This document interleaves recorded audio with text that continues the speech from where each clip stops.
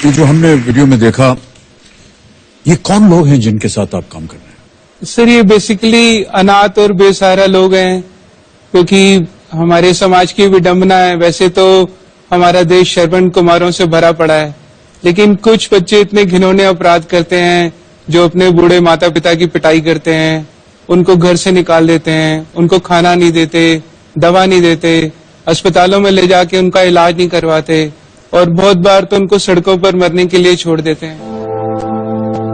मतलब इतने भयानक केसेस हमारे यहाँ पर आते हैं। जैसे सर, एक एडमिशन आया जिसमें एक लड़के ने अपने बूढ़े पिता को 10 साल से कमरे में बंद किया हुआ था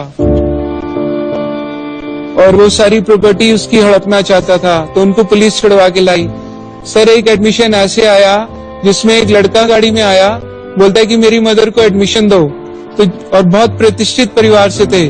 जब वो अपनी मदर को लाए तो हमारे पांव के नीचे से जमीन निकल गई। उनकी मदर का कुल वजन सिर्फ 12 किलो ही था। सर, उनकी 100 एकड़ जमीन थी और बेटे ने अपनी मदर को 5 साल से टॉयलेट में बंद किया हुआ था। बोलता है सारी प्रॉपर्टी मेरे नाम करो, बहनों को नहीं देनी।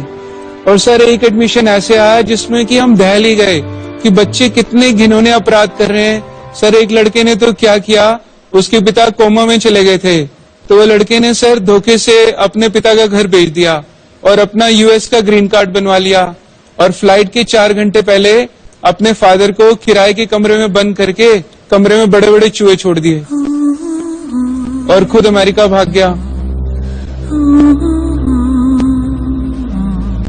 इसके अलावा सर, क्रूएलिटी इतनी चरम सीमाएं पार कर चुकी है कि इंसान सिर्फ अपने ही शल में होकर रह चुका है। हम पत्थर दिल और कठोरता की तरफ बढ़ते जा रहे हैं। तो सर, मैं आधी रात को जाकर ऐसे लोगों को सड़कों से ढूंढता हूँ जिनको कीड़े पड़े होते हैं, जो लाइलाज बीमारियों से ग्रस्त होते हैं, या ऐसे लोग जो सड़कों पे बिना कपड़ों के नंगे घूमते हैं या नालों में सड़े गले पड़े रहते हैं। तो सर, उनको आधी रात को ढूंढकर अपनी गोद में लेके आता हूँ, फिर अपने गुरुकुल के अंदर उनको रहना, खाना, दवा और रोजमर्रा की सभी सुविधाएं निःशुल्क देता हूँ। तो ऐसे सर, भगवान जी के आशीर्वाद से 10 साल के अंदर कोई हजारों लोगों को सड़कों से रेस्क्यू कर लिया, हजारों लोगों के परिवार भी ढूंढ दिए, उनको यूनाइट करा दिया, और अभी कई 100 बेसहारा लोग हमारे यहाँ परमानेंट रहते हैं।